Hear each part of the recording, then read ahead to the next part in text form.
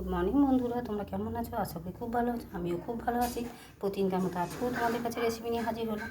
আজকে আমি বানাবো পেঁয়াজ চিংড়ি। পেঁয়াজ চিংড়ি বানানোর জন্য দেখো, চিংড়ি মাছগুলো নুন হলুদ নিয়ে নিয়েছি, মাখিয়ে নেব। দিয়ে দিয়েছি পেঁয়াজ একটা বড় সাইজে। এখানে নিয়ে নিয়েছি জিরে গুঁড়ো, চিনি, লঙ্কার গুঁড়ো, হলুদ, নুন। এখানে নিয়েছি টমেটো, এখানে টমেটো সস। এখানে নিয়ে নিয়েছি আদা রসুন পেঁয়াজ, যাতে বলেছি পেঁয়াজ চিংড়ি বানাবো তো পেঁয়াজের পরিমাণটা একটু বেশি। এখানে পেঁয়াজ বাটা, এখানে পেঁয়াজ কুচোনো। চলো বন্ধুরা, প্রথমে আমি মাছটাকে ভেজে নেব। দেখো বন্ধুরা, নুন হলুদটা আমি মাখিয়ে নিয়েছি মাছের মধ্যে। আর ওইদিকে আমার তেলটাও গরম হয়ে গেছে, তাই তেলের মধ্যে দিয়ে দিচ্ছি একে একে। সব আমি ভেজে নেব, তারপর আবার ফিরে আসবো। দেখো বন্ধুরা, মাছটা আমি দুবারে ভেজে নিচ্ছি, সবগুলো একবারে দিলাম না। দেখো এখানে কতগুলো ভেজে নিলাম, আর বাকিগুলো এখানেও ভেজে নিচ্ছি একই রকমভাবে। ভেজে নিয়ে তুলে নেব।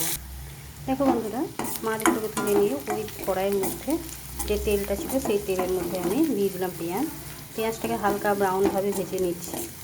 দেখো হয়ে উঠেছে হালকা ব্রাউনভাবে ভাজাটা। এবারে দিয়ে দেবো বেটে রাখা মশলাটা।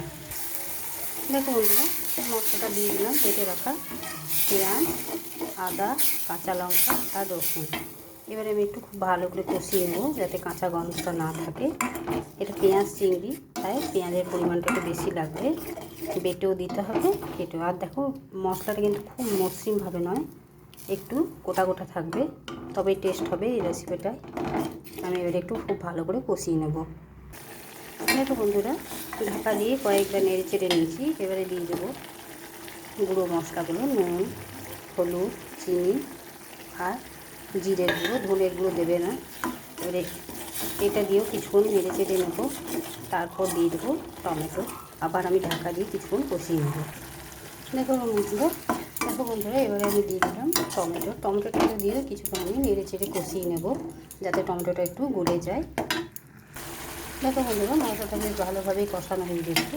এই পর্যায়ে দিয়ে দেবো একটু গরম মশলা গুঁড়ো, খুব বেশি নয়। আর দিয়ে দেবো 2 চামচ মতন সস। দেখো বন্ধুরা, সসও দিয়ে দিলাম। সসটা দিয়েও বেশ কিছুক্ষণ কষিয়ে নেব। আর গরম মশলাটাও দেওয়া হয়ে গেছে। দেখো গ্রেভিটা তৈরি হয়ে গেছে। এবারে আমি দিয়ে দেবো চিংড়ি মাছ। আগে আরও কিছুক্ষণ কষিয়ে নেব, 2 মিনিট মতো। দেখো বন্ধুরা, গ্রেভিটা কমপ্লিট হয়ে গেছে। এবারে আমি দিয়ে দেবো ভেজে রাখা মাছগুলো দিয়ে কিছুক্ষণ নেড়ে চেড়ে নেব, যাতে নুন মশলা খুব ভালো মতো ঢুকে যায়। তারপর আমি গ্যাসটাকে অফ করে দেবো। আগে কিছুক্ষণ আমি গ্রেভির সাথে ফুটিয়ে নেব। দেখো বন্ধুরা, আমার রেসিপিটা তৈরি হয়ে গেছে। গ্রেভি তোমরা যেরকম খাবে সেইভাবে রাখবে। আমার তৈরি হয়ে গেছে রেসিপিটা। এবার আমি গ্যাসটাকে অফ করে অন্য একটা জায়গায় ঢেকে নিয়ে তারপর তোমাদের কাছে ফিরে আসছি। দেখো বন্ধুরা, পেঁয়াজ চিংড়ির রেসিপিটা আমার তৈরি হয়ে গেছে। তোমাদের কেমন লেগেছে অতি অবশ্যই কমেন্ট করে জানাবে। ভালো যদি লেগে থাকে লাইক শেয়ার এবং চ্যানেলটিকে সাবস্ক্রাইব করে দেবে। আর পরিবার পরিজনের সাথে শেয়ার করে দেবে। আজকের মতো এতটুকুই। কালকে আবার অন্য কোনো রেসিপি নিয়ে হাজির হব। সুস্থ থেকো, ভালো থেকো, তোমরা আমার বন্ধু হয়ে পাশে থেকো।